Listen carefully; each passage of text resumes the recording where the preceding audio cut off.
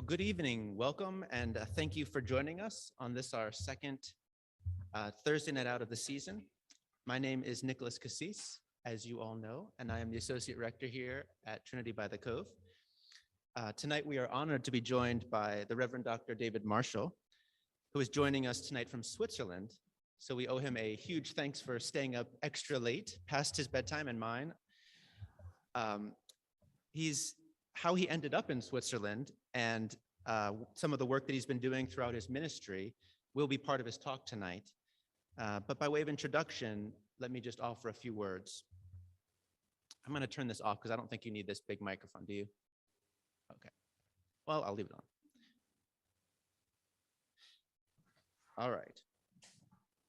David is a priest in the Church of England, who most recently served as Program Executive of Interreligious Dialogue and Cooperation at the World Council of Churches in Geneva, Switzerland. After studying theology at Oxford University, he earned a doctorate in Islamic Studies at Birmingham University. He has since served in a variety of contexts, including as chaplain to the Archbishop of Canterbury, where he had the responsibility for interfaith relations. In 2002, he helped launch the Building Bridges Seminar, one of the world's leading projects in theological dialogue between Muslims and Christian scholars, and has been involved in that project ever since. As many of you will know, the overarching theme of this year's speaker series is pluralism and civil discourse, with each speaker giving us a different angle on this topic. David's talk, entitled Intelligence, Humility, Confidence, Reflections on Christian Engagement with Muslims, will explore the origin of his interest in Islamic studies, his work with Muslim-Christian dialogue, and some lessons we can draw as we seek to live faithfully in the midst of a very diverse religious landscape. We are very grateful that David has agreed to join us this evening. Before I hand it over, I should also like to express my thanks to Alex Vance, Rusty Troth, and Bruce McEver, who are on the committee that organizes this speaker series, and who also helped to arrange for David to be with us tonight. Lastly, before we get started, a few quick notes on the format and technology. We will be recording the talk. It's already recording, I think, if I've done this correctly, and we'll make it available on the website after the talk, so probably tomorrow or the next day. So if you want to revisit the talk, or if you want to share it with friends and family, or someone wasn't able to be here tonight, feel free to do that and check back. It should be under our special events or under the formation section of the website. We will also have time for a Q&A, at least at the end of the talk, perhaps maybe in the middle as well. So I'm sure the talk is going to raise a lot of questions. So just as they come up, sort of jot them down on your notes or keep them in your head. And I'll be running around with the microphone because although I will be able to hear you fine, David won't be able to hear you unless you speak into this microphone. So I'll be running around with that mic and taking your questions. And now, would you please join me in welcoming the Reverend Dr. David Marshall.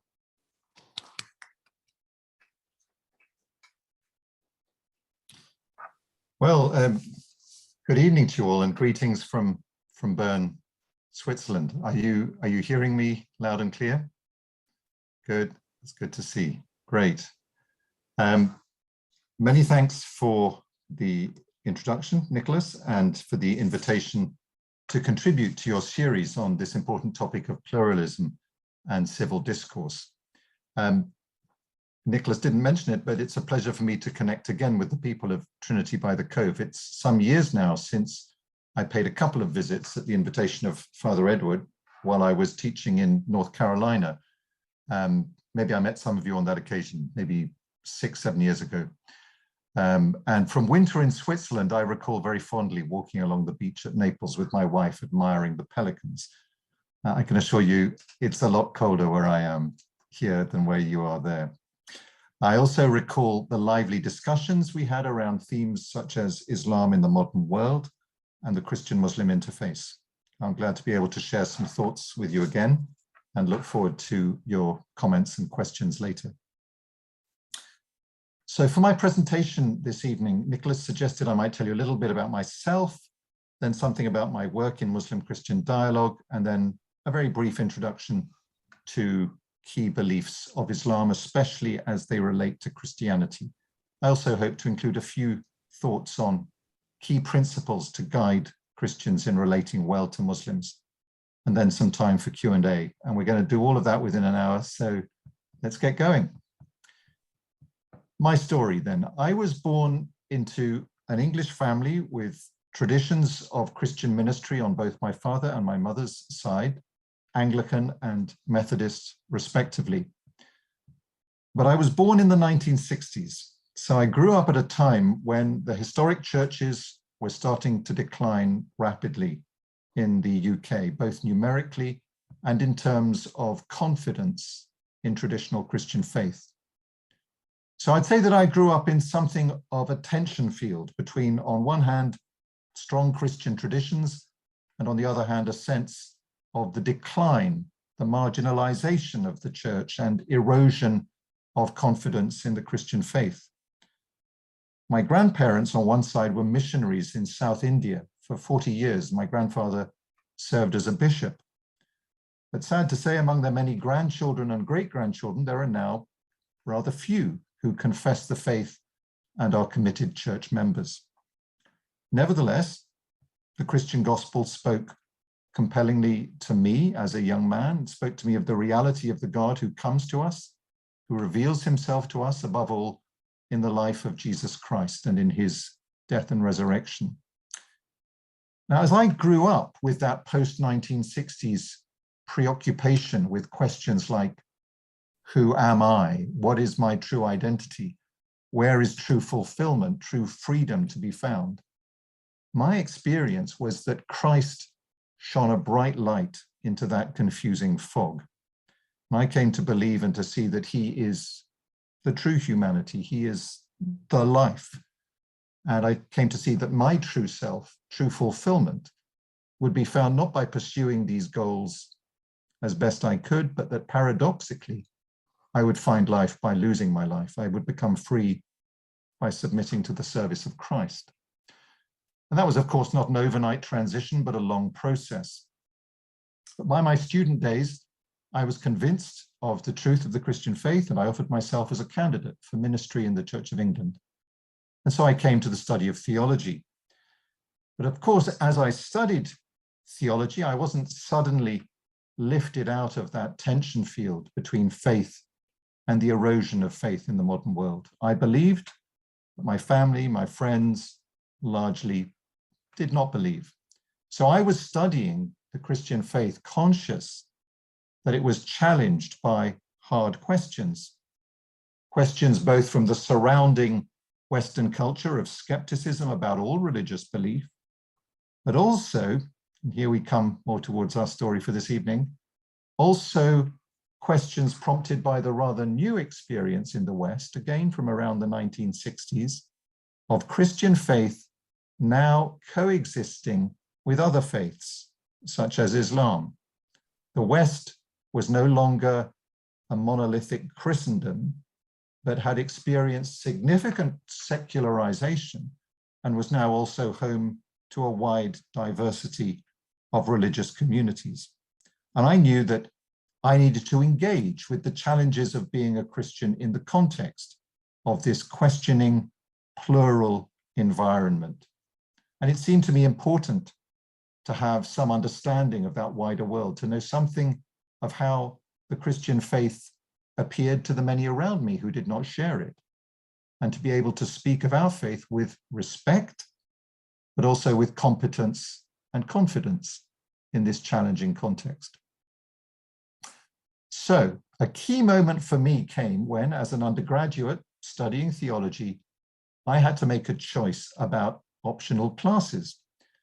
I was originally planning to take an extra biblical studies class, but at that point, a television program that I happened to watch about Muslims in Britain made me think that I should learn something about Islam, particularly as I might find myself some years later serving in a parish with a significant Muslim population, such as we have in many of our cities.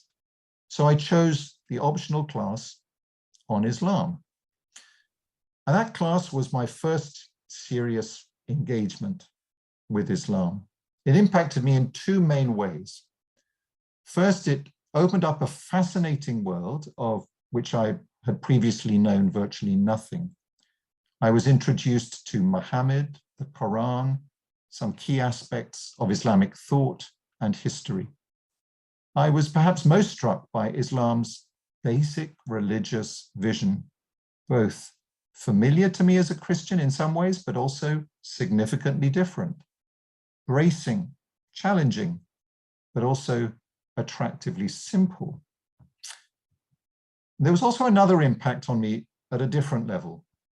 From the start, I saw that Islam addresses a very direct challenge to Christians, in effect telling them that it presents the final truth about Jesus and about God, truth which Christians may know in part, but which Christians have also seriously distorted, as Muslims see it, with their doctrines of Jesus, the Son of God, and God as Father, Son, and Holy Spirit.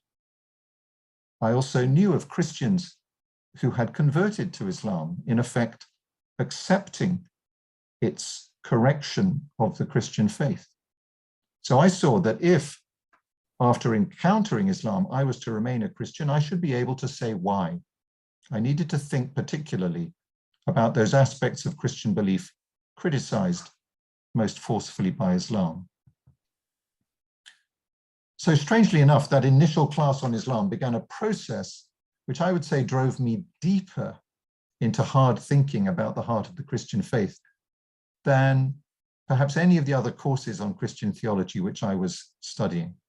And I like to say that it's a bit like how travel abroad can help you to understand more fully where you come from, understand things about your origins, understand things about what's at the heart of you, which you may previously have taken for granted. So I then went on to further study of Islam and Christian-Muslim relations. By the time I'd completed my doctorate, I'd also been ordained. I felt called to make myself available as a resource to the church in this field. Over the years, I've tried to work out that calling in two main ways. First, seeking to develop better understanding and better relations between Muslims and Christians, the way of dialogue and cooperation. Second, the task of education within the church, helping Christians develop deeper understanding of Islam, greater confidence in relating well to Muslims. I'm going to turn now to some examples of work in that first category of dialogue and cooperation. In the handout, which I believe you all have, I give the names of the projects I'll mention and links to information about them. So some years ago, I served on the staff of the Archbishop of Canterbury. I was recruited there because they felt that it was important for the Archbishop to have on his staff somebody who was a specialist in Islam and Christian-Muslim relations.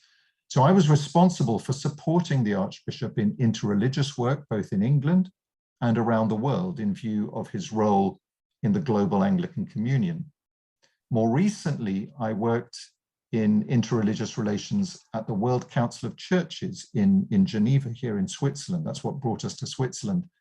In both contexts, it was important to realize that the multifaceted reality of Christian-Muslim coexistence in different parts of the world, this highly complex reality across many very different cultures around the world, calls for a range of approaches to Christian-Muslim dialogue and cooperation. For example, I'm going to mention a range of types of work in dialogue and cooperation. So for example, there is dialogue at what I would call the diplomatic level.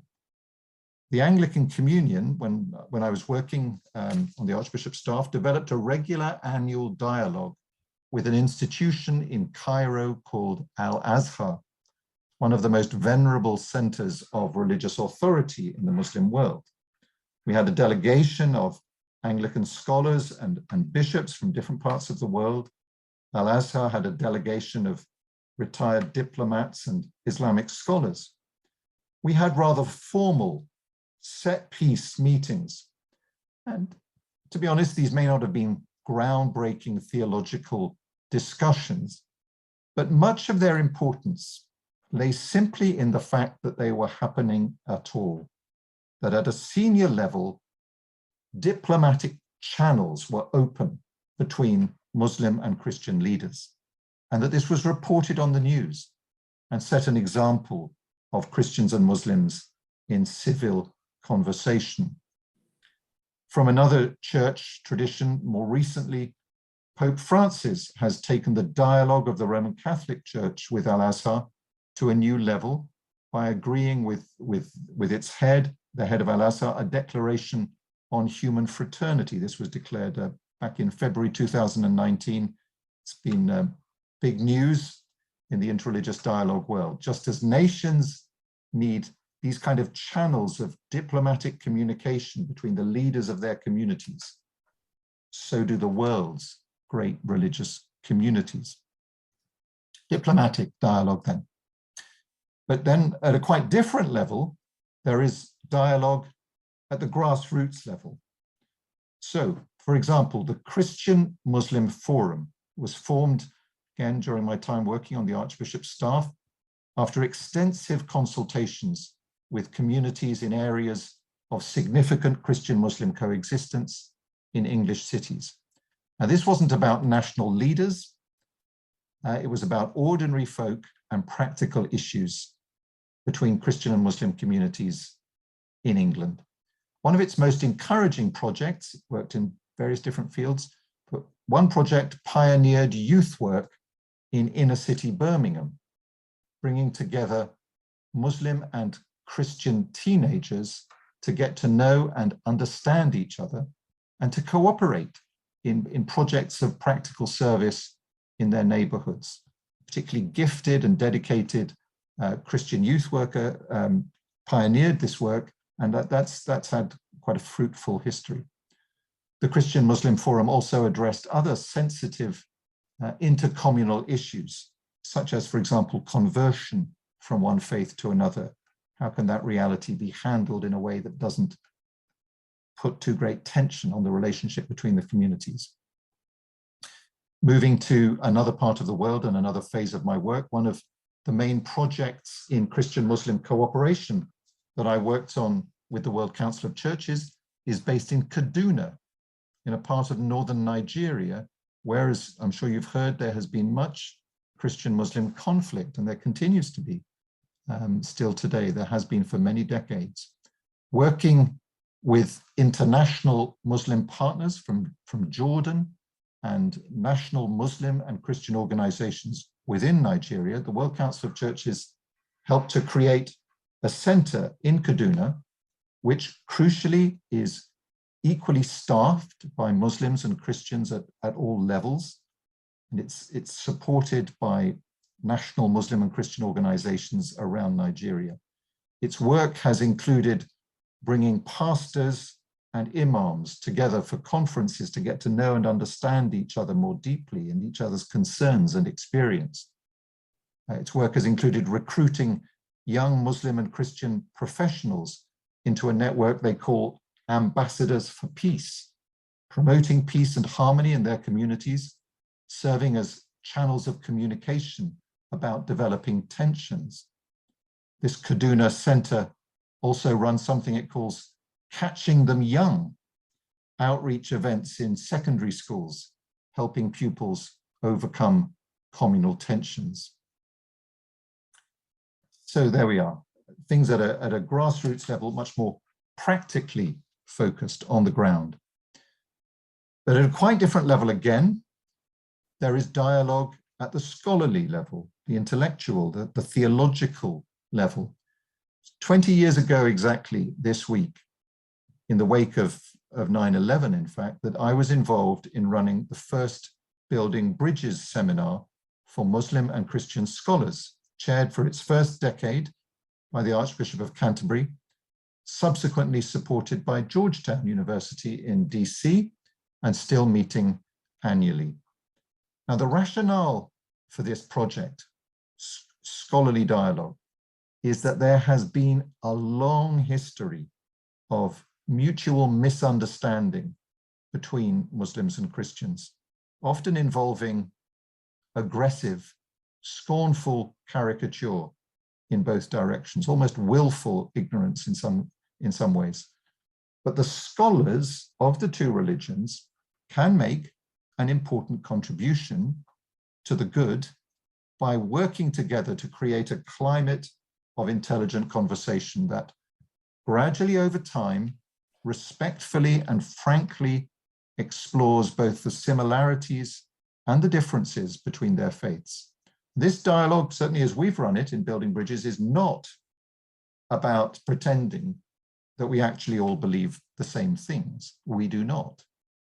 But it is about seeking to drain the inevitable disagreements between Muslims and Christians of the mutual misunderstanding, misrepresentation, and bitterness, which has often poisoned Muslim-Christian relations. A very significant comment at the end of his first Building Bridges seminar, Archbishop Rowan Williams said that he had been delighted by the quality of disagreement that we had had at that seminar, the quality of disagreement, rather a striking statement. And over the years, hundreds of Muslim and Christian scholars have taken part in these scholarly dialogues, many of them thus gaining their first serious encounter with scholars of the other faith, many of them developing strong friendships across the Muslim-Christian divide, which has led to further fruitful dialogue initiatives. That sounds at all interesting to you? Please check out the website created by Georgetown with videos, interviews, downloadable books available, and so on. The details are on the handout. Now, people sometimes say to me, understandably, and you may be asking yourself this question, that these dialogue initiatives all sound very nice, but what people sometimes ask me, what about the darker side of Muslim-Christian relations that we hear about? What about the difficulties, the lack of freedom, the persecution faced by Christian minorities in some parts of the Muslim world? It's a very important question, not to be avoided in the name of diplomatic dialogue, though if Christians raise such matters, which I think they must at times, they need to be aware of the many bitter grievances also held by Muslims about the treatment of their minorities in many parts of the world.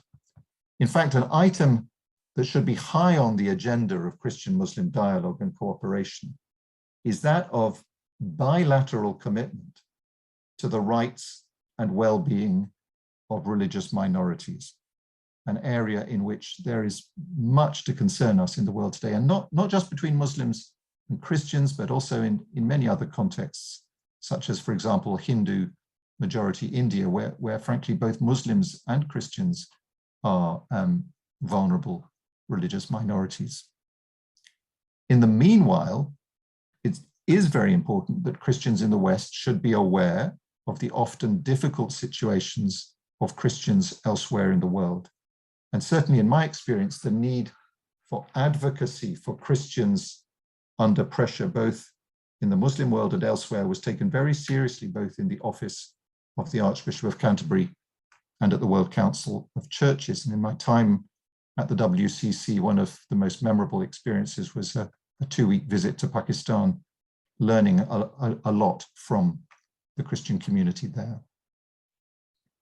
Well, those were just a few examples from my own experience of some of the diverse ways in which dialogue and cooperation between Muslims and Christians can be promoted. Well, what about the other field I mentioned, that of education in the church?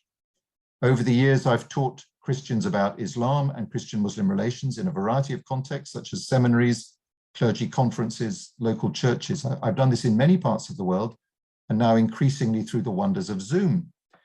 Mainly, I've found myself teaching Western Christians, especially in the UK and the USA. And the underlying rationale is that the great majority of Western Christians need some help, both to understand the basic beliefs and practices of Islam, and also to reflect on Christian responses to Islam. Muslims tend to approach encounters and discussions with Christians with quite a lot of confidence, basically because they're taught a clear view of Christianity as they are brought up in Islam. Christians, on the other hand, are generally uninformed and slightly unconfident, especially in dealing with the critical questions posed by Muslims about Christianity. Increasingly, however, I find Christians highly motivated to learn about Islam and to reflect on the implications of what they learn for their own faith and practice. Now, the fact that you guys have showed up for this session shows, I guess, that you're at least a little bit interested to learn and reflect more in this area. So following Nicholas's suggestion, I'll turn next to a very brief introduction to some of the basic beliefs of Islam, and especially how these bear upon how Muslims think about Christianity. But look, I'm now about halfway through my presentation, and you might find it helpful if I just pause for a second, take a quick drink of water. If anybody wants to ask a question on what I've said so far, I'm happy to take a couple of questions, just a quick change of gear, if Nicholas would like to facilitate that. Otherwise, if nobody has questions now, we can press on for another 20 minutes and then we can have some questions at the end. Okay.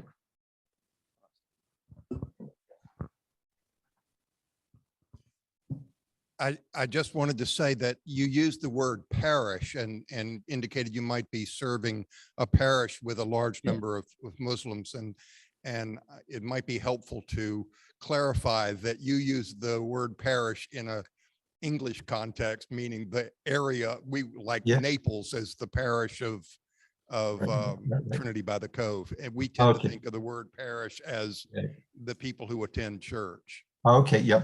Okay, thank you for that clarification. I should remember that from my time in the US. Thank you for reminding me of that.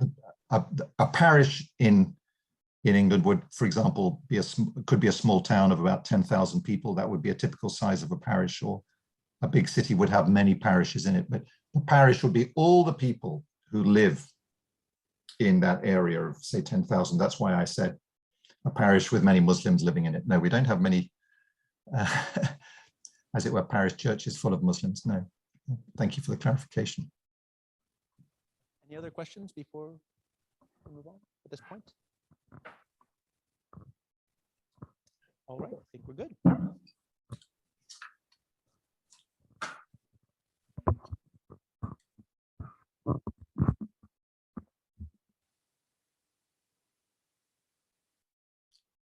Shall I keep going then, Nicholas, for now? Yes, you can keep on going. Okay, do that. Good. Right. So your handout includes the introductory overview of Islam that I often offer when I'm asked to give a talk at a church. If I have an hour, I can normally cover all the points. We now have about 20 minutes left, so I'll have to be quite selective. But you have the whole outline to read later if you wish, along with some pointers on the final page to some resources. Firstly, the question, what is Islam? And let's just look at the word itself. The word Islam, an Arabic word, means submission to God. And the related word Muslim is the person who practices Islam, the person who submits to God. Islam, in a nutshell, is conveyed by the confession of faith. 2 lines, if you like, the Islamic creed, much shorter than the Christian creed. Two statements. There is no God but God. A statement which Jews and Christians can essentially agree with. Then in the second clause, Muhammad is the messenger of God. That is the statement that makes Islam Islam, that makes Islam different from Judaism and Christianity. So who is Muhammad, who Muslims call the messenger of God, and what does he mean to Muslims? For Muslims, Muhammad is not called the founder of Islam because Muslims believe that Islam predates Muhammad. Islam is understood by Muslims as the primordial religion, the religion that has always been there from the beginning of human history, from the time of Adam. And the fact that I'm mentioning Adam, who is mentioned in the Quran, that points to the fact that Islam has an understanding of religious history, of sacred history, that has many affinities with Judaism and Christianity, many shared reference points, many names, many characters who are shared, And yet it is a distinct version of that sacred history, very significantly different in certain ways. At the heart of the Muslim understanding of what God has done in history, how God has communicated and acted in relation to the world and especially the human race in history, is that God sends prophets. Now, Jews and Christians also believe that. It's somehow a bit more fundamental and a bit more central to the story that Islam tells. In many ways, history is a repetitive sending of prophets. That is the story, the sacred story that Islam tells. And the prophets are sent by God and they preach that there is just one God. They preach monotheism, they preach righteousness. And many of the prophets named by Islam are ones familiar from the biblical tradition. Abraham, Moses, David, Jesus. These are all named as prophets of Islam. That is not how we think of them, but that's how Muslims think of these prophetic figures. And crucially, Muhammad is understood to be the last prophet, the seal of the prophets, the final prophet of God. The Muslim account of Muhammad's life is that he was born around the year 570, so several centuries after Christ, in Mecca, in present-day Saudi Arabia, into a context of polytheism. At around the age of 40, he is called by God to be a prophet. He preaches to the Meccans, to his own people, that they should turn from their worship of many gods to the worship of the one true God, and they should prepare for the day of judgment when God will raise all people, and those who have believed and done what is right will go to the everlasting bliss of the garden, and those who have not believed and have persisted in disobedience will go to the everlasting fire.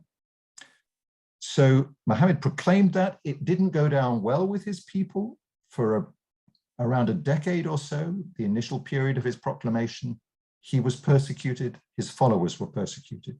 Eventually, they migrated to the other great founding city of Islam, Medina, where Muhammad moves into a second phase of his life as a prophet. He remains a prophet, a proclaimer of God's word, but he also becomes a military leader and a legislator. And for the next 10 years, he's engaged in a continuing campaign of proclamation, but also of military conflict and legislation. By the time of his death, after various battles, he has brought the whole of the Arabian Peninsula to accept the message of Islam. He dies around the year 632. What does Muhammad mean to Muslims? Well, as I mentioned earlier, he is the final prophet. He is the seal of the prophets. There is no other messenger from God after him. The message that he brought, which has been compiled as the Quran, is the final word of God to the whole world. It is understood to be the fulfillment of earlier revealed messages that came through earlier prophets, such as Moses and Jesus. But now that this final word has come through Muhammad, no other revelation needs to be attended to. This is the final and definitive revelation from God. Muhammad is, however, not just, as it were, a messenger who delivers a message and otherwise you can then ignore him, like you can ignore the postman after he's delivered the letter. Muhammad is not just the bearer of a message, he's also the perfect exemplar, the perfect example, the true human being, the perfect human being, loved with great devotion by Muslims. Now, I've mentioned that Muhammad's fundamental task is to proclaim God's message. And these messages, which Muslims believed were coming direct to Muhammad from God, were compiled by them in the Quran, in book form in the Quran, the scripture of Islam. So let me just say a little bit about the Quran. I wonder if any of you have tried to read any or all of the Quran, and if so, how you find it. Christians often find the Quran quite hard to get into. It's familiar in some ways. There are some familiar names, some some familiar stories in it, but it's also very different in some ways. I'd love to do a whole session on the Quran, but I just make a few brief comments, some key points about it. One crucial point to understand about the Islamic scripture, the Quran, which is very different from how Christians think about the Bible, is that it only is the Quran in its original language, in Arabic. There are many translations of the Quran into many of the languages of the world. There are many translations into English. These are regarded as useful exercises. Muslims produce these translations, but those translations are not the Quran. They are not God's word. God's word is only God's word in the original Arabic. Imagine if that was the case with how Christians think about scripture. You would have to listen to Hebrew and Greek in church every Sunday. But you don't, because from the beginning, Christianity has always accepted the need to translate God's word into different languages. And there's no sense that the Bible is any less the Bible, no less God's word, when it's translated into Chinese or Swahili or any other language under heaven. So that's a very important difference. And that's really the reason why all Muslims have to learn some Arabic, so that they can at least say their prayers in Arabic and recite the Quran in Arabic. Now, a related point here about the Quran and about the status of the Quran for Muslims, it's easy to assume that if we want to compare Islam and Christianity, we should compare Muhammad and Christ, and that we should compare the Quran and the Bible. In fact, that isn't really the most apt comparison, because really the place that the Quran holds in Islam is the place that Christ holds in Christianity. The Quran is, in a way, it's more fundamental to Islam than the Bible is to Christianity. For Christians, the Bible is tremendously important, but it points away from itself to Christ, who is the center of the faith. Christ is the true revelation of God, the eternal, who has become flesh in this world. The Quran is that thing in Islam. But in Islam, the eternal word of God has not become flesh in a person, as Christians believe has happened in Jesus Christ, but has become a scripture, the Arabic words of the Quran. It's a very important difference between Islam and Christianity to be aware of. What about the main contents of the Quran? Well, under the section Islamic belief and practice, I mentioned probably the three key beliefs. The Quran proclaims the oneness of God. There is only one God.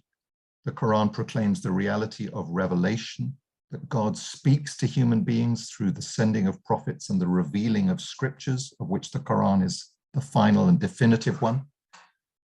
And the Quran speaks repeatedly of the afterlife and eternal destiny in God's pleasure, with God's approval, God's blessing in paradise, or punishment in hell. Now, this is the point at which I'm going to skim over much else in this handout. It's there for you to look at. I'd love to be able to speak about more of these things. But what I'm going to jump to now is what Muslims think about Christianity. And I've said enough already that you might already be able to deduce some of the things that Muslims would think about Christianity. The key thing to understand, again, is this distinctive Islamic view of religious history that includes many of the great biblical figures, including Moses and Jesus.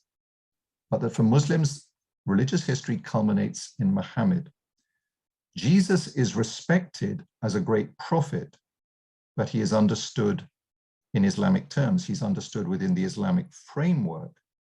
So Jesus is therefore understood not as the culmination of God's ways, not as the culmination of revelation, but Jesus is rather understood as a forerunner of Muhammad, a great figure in his own right, but forerunner of Muhammad. Jesus in Islam is rather like John the Baptist in Christianity. Just as John the Baptist is a forerunner to Jesus, so in Islam, Jesus becomes forerunner to Muhammad. Jesus is understood by Muslims to have preached essentially the same message as Muhammad and all the other prophets. He's a prophet of Islam. Interestingly, Muslims believe that Jesus was born to the Virgin Mary. They accept that miracle. They believe in other miracles performed by Jesus, but they do not think that he is the Son of God. They do not think those miracles indicate that. They just indicate that he's a prophet who was given various signs by God to attest to his divine mission. A very important difference is that Muslims believe that Jesus didn't die on the cross, but rather was raised alive to heaven and will come again to fulfill an apocalyptic role at the end of history. So this raises important questions. Muslims believe that the original message of Jesus was essentially the same as Islam. What then do Muslims make of actual Christianity? Christianity that is practiced around the world today, the faith that's proclaimed in Christian churches today. How can the people who call themselves followers of Jesus Christ, who they regard as a prophet of Islam, have deviated from that? How come they end up believing that Jesus is the Son of God and that he died on the cross, even though God's final word, the Quran, denies these things? Well, the usual way in which Muslims explain this is to say that from very early on, after the coming of Jesus and his mission as a prophet of Islam, his followers mistakenly started worshipping him as the Son of God and speaking of God as Father, Son, and Holy Spirit. But that Jesus did not teach that, and Jesus would disapprove of that. This is a human development, not the truth from God. So Muslims therefore also believe that the New Testament is a mixture of truth and error. The text has been corrupted, whereas Muslims do believe that God did reveal scriptures to Moses and to Jesus. They believe that the scriptures now held by Jews and Christians, the Bible that we read, is not an accurate representation of the original scriptures.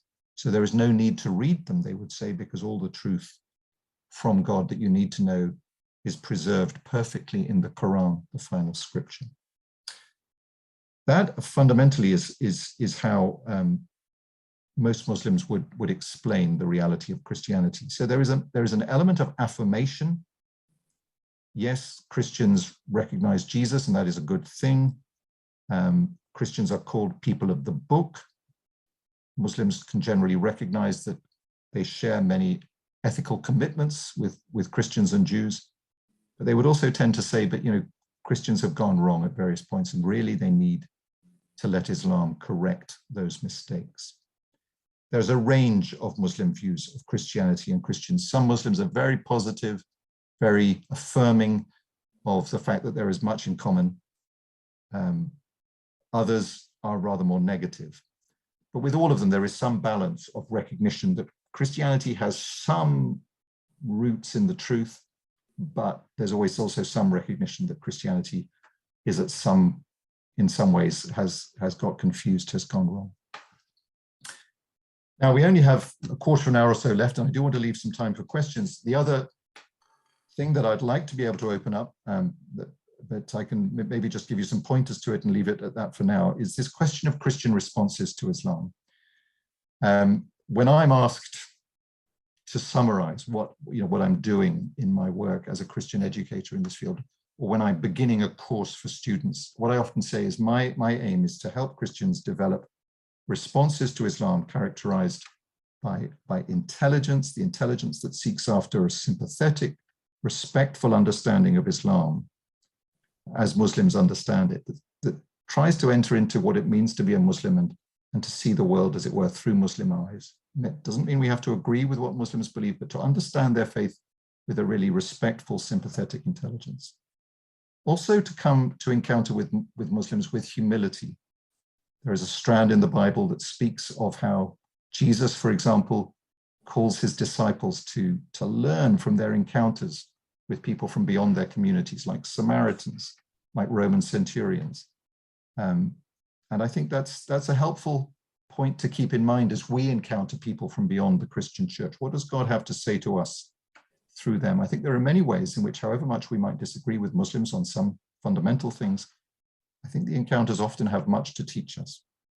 Finally, how can we have confidence, a humble confidence, but a proper confidence in our own faith when we get to know Muslims, become friends with Muslims? And that's something which I think a lot of Christians find quite challenging, because Muslims do ask quite difficult questions. But with time, with reflection, one can grow in that confidence, held together with intelligence and humility. I've also included for you a short article that I had published just a couple of months ago in an Episcopal Church journal called The Living Church on precisely this theme. I hope you may have time to have a look at that. I hope you'll find that helpful. I hope this has just at least given you a start for thinking about these things. I'll be very happy to hear any reactions, any thoughts or questions that you'd like to raise now.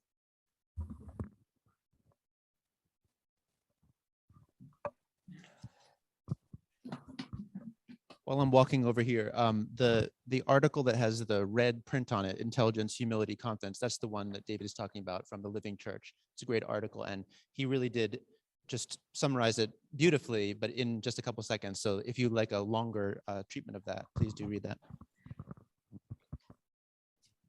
It's my understanding and sense that the only legitimate government in the Muslim faith is a theocracy, and so then if it's a theocracy, who controls that? And we have a very poor understanding of sort of the hierarchy of clergy within the Muslim faith, and don't hear much about them. A little more in the Shia religion, hardly at all in the Sunni. But am I wrong in my first premise? And what are your comments on that? Yeah, that's a very important question. On the question of hierarchy, the Shia strand of Islam, basic division within the Muslim world is between Shia Muslims and Sunni Muslims, which comes from a fundamental disagreement about the true succession to Muhammad way back at the beginning of Islam. Shia Islam does have hierarchy. It does have something a bit like kind of Catholic church order, if you like. Titles like Ayatollah, for example, refer to that. Those are Shia titles. The Sunni world does not really have hierarchy. It has centers of religious authority, like the place in Cairo I mentioned. But that can be quite a challenge sometimes for groups who want to, like, for example, when the Vatican wants to engage with Islam, who do they talk to? To some extent, they have to decide which of the various different centers of authority they will speak to. There isn't one Pope or one Archbishop of Canterbury of Sunni Islam. There are different centers. But yeah, the story of Muhammad as one who became, there's this phrase that I quote in the handout, that Muhammad became his own Constantine, which is a neat way of saying that he combined Christ and Constantine in one. He combined the prophet and the political ruler in one. That has, in many ways, given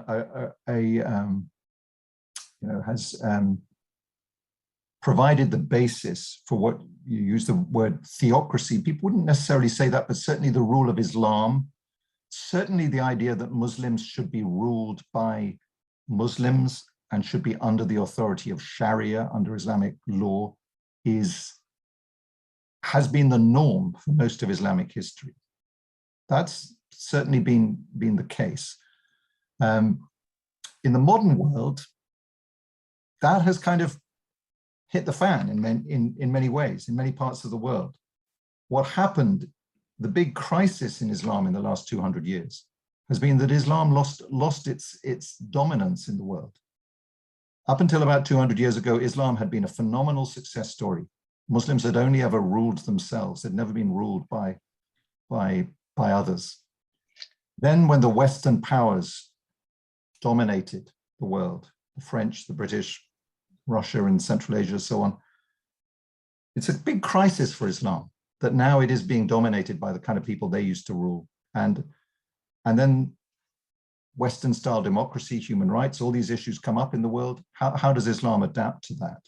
Because the rule of religious law isn't really compatible with those kind of principles. There's a big debate going on within Islam about these matters. there's a huge range of views as to how Islam should express itself in the political order in the modern world. You get regimes like Iran, which are unapologetically, if you like, theocratic. You get other places where they try that for a while, like Sudan recently, and then people say, we've had enough of that. Can we have a change? I mean, and in Iran, there is huge opposition, and there are many voices in Iran who do not support that, but who are still Muslim. There's a huge ferment going on within Islam. I wish I could say more, but thank you. It's the kind of $64 million question at the moment in a way, in the Muslim world. Has there been anything in Islam like the Enlightenment? Great question. Yeah, I mean, that has had an impact on Judaism, producing things like Reform Judaism and affecting all kinds of Judaism and Christianity. Yeah, I mean, to some extent, Islam is being affected by that through its encounter with Western education, Western legal systems. Much of that which has emerged from the Enlightenment is now global culture, and so Islam is experiencing it and is having to make its own mind up about how it engages with these things. One of the big areas where there is a difference is study of scripture. Because the Quran is understood to be just the divine word and in no sense a human word, there is no real scope for some of the same kind of study of Islamic scripture that certainly some Jews, certainly liberal Jews, and Christians have applied to the Bible. That doesn't mean, please don't misunderstand me, that doesn't mean that there is no intellectual tradition in Islam around the Quran. There is a phenomenal intellectual tradition around the interpretation of the Quran. Very subtle, very sophisticated, how to interpret the Quran in different contexts in the modern world and so on. The difference is they cannot ask questions really about what gave rise to the Quran, because only God gave rise to the Quran for Islam. So you can't really ask questions about, where did Muhammad get these stories from? Those kind of critical questions cannot really be asked within Islam. They can ask a lot of questions about how to apply it. So one shouldn't assume that Islam is hidebound and cannot change. It does change, but it does so within a different set of coordinates. And this crucial belief that the Quran is in no sense Muhammad's word. It is God's word through Muhammad. That is a fundamental difference, because the biblical text makes clear the human authorship and that does introduce a different dimension to the Christian encounter with the Enlightenment, which has allowed for critical study of scripture. Again, that's just a very brief answer to a really great question. A couple more questions in here, but I'd like to also open it up to anyone who's on the Zoom call. If you'd like to pose a question, just unmute yourself and call out, and I'll try to get you. But let's start with Rusty. Oh, Maureen.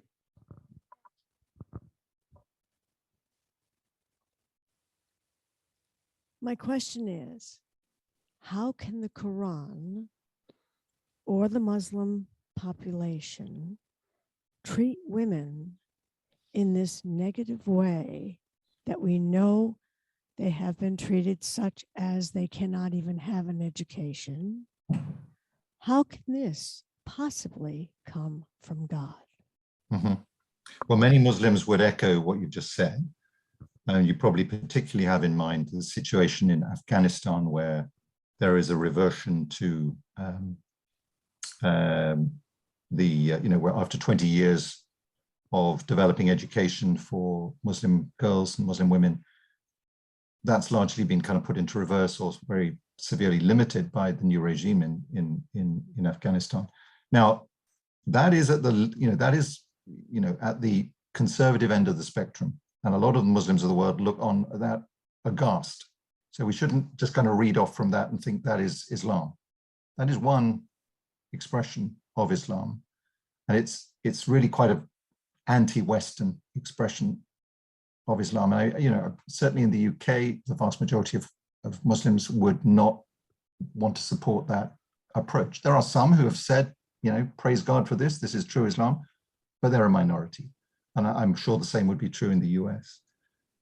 How, but to ask, why do Muslims have a more conservative, patriarchal understanding of the role of women? Well, one of the points that would be made is it's not that different from the pre-modern Christian or Jewish view of the role of women. And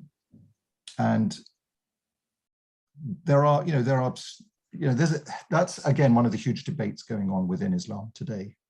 There are strong voices within Islam who are saying Islam in its original intention was liberating and gave women a dignity and a higher status than they had had in Arabia before Muhammad came.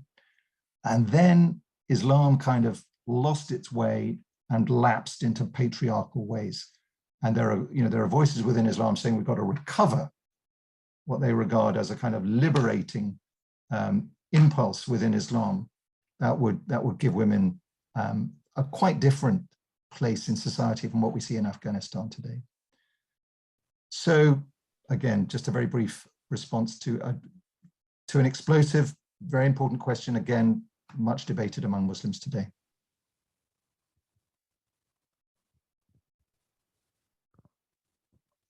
Second here. How strong is the Muslim community in Switzerland? It's not so prominent. It's not as prominent as it is in France or in Britain, where it's had more, there's been more attention. There have been one or two stories in recent times. Last year, I think it was last year, there was a debate around whether or not the wearing of head coverings should be banned, and I believe they were banned. And that was a national debate, and the majority of the Swiss people voted that head coverings should be banned. Which again, that was complicated because there were some Muslims who were on the side of that debate, believing there were some liberal Muslims who were pleased that head coverings were banned, but most Muslims regarded this as an attack on Islam. Switzerland also passed a famous legislation, I think it was about 15, 20 years ago, against the building of minarets, which is stricter than you would have in the UK or in France. So I think to some extent the Muslim community in Switzerland tends to lie low. It has a pretty good life here. It's a prosperous country. The kind of people who've come here have come here because they want to have a different life, probably from the part of the world where they've come from. It's not, we haven't had, there haven't been the kind of confrontations between Islam and the wider society in Switzerland that I've been familiar with in the UK and in France and so on. But I'm still a relative newcomer here. David, thank you very much for this excellent presentation. I'm curious about your work with the World Council of Churches and where it's headed. Given the likelihood of increased Muslim migration into Europe over the next many years, what are the midterm goals of the World Council of Churches in terms of Christian-Muslim relations, say over the next decade? Right. I should explain. I've actually left the staff of the of the World Council of Churches now, but obviously it's still fresh to me, and I'm very happy to comment on their work. Well, what are the main foci of its work? I mean, it may seem like avoiding answering your question, but I think one of the key points of its work is to resource the churches. It's not primarily a political organization. I mean, it will often campaign, it will address political issues. But what the World Council of Churches can do primarily, and what it has no authority to do, is to address its own members and call on them to address the relevant issues in their own communities. So certainly, just sort of raising the consciousness of churches is part of the answer. So rather than kind of, in one sense, the interreligious work of the World Council of Churches has been seen as being more like a national health service or a kind of health program a proactive health program rather than an ambulance service. So trying to, as it were, create a better climate for interreligious encounter rather than just doing, kind of emergency work. That doesn't mean it doesn't respond, it's constantly being asked to respond to particular emergency situations or respond to crises and so on. But it's largely just setting a tone, sending messages, enabling education, training leaders, that kind of work. That's one strand of it. Also cooperative ventures. As I mentioned the one in Kaduna. I think, also, for example, trying to find ways in which people can cooperate. Now, environment is one of the big areas where it's relatively simple. There's no religious issue that would stop Muslims and Christians, Jews as well, from cooperating. Often, however, we're stuck in the silos, the encampments of our different communities, and we don't get out of those enough to work together with other people. But I think that would be the kind of thing, that's sometimes if we can work shoulder to shoulder, facing the issues of the world out there, that can actually, kind of, in a sense, make the differences between us much more livable with, if we have a common goal that we're working on, that harnesses our moral energies. So that, my colleagues at the World Council of Churches who are working on practical issues like debt or environment, for example, they were all being encouraged, and it was part of our job in the interreligious team to resource them for thinking about how they could engage with Jews, how they could engage with Muslims, and address these kind of issues. So those are a couple of ways. And then there's also the kind of diplomatic work I mentioned. There's just kind of dealing with crises when they arise. There's a lot of work around the Middle East goes on, which is very complicated. The triangle between Jews, Christians, and Muslims there is very time consuming and painful in some ways. But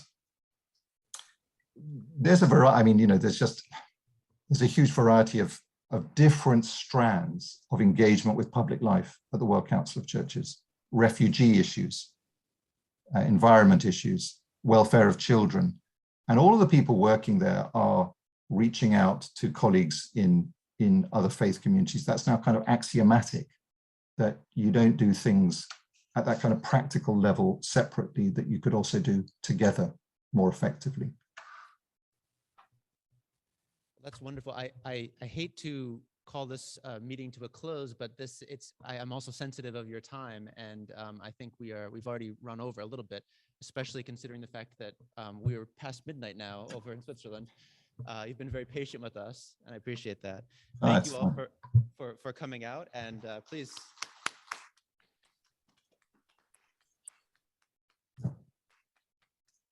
Thank you. So a big thank you, David, for sharing your words of wisdom with us, drawn from a lifetime of study and work in this area. It's really, it's what a wonderful treat for us, for you to be able to share that with us. Those of you who are gathered here, next week we are going to go back to our normal kind of Thursday night event, which is evensong, little cheese and crackers outside, and then formation. So hope you can join us for that. David, if you don't mind, before we go, I'll say a quick word of prayer. Please. Let's pray.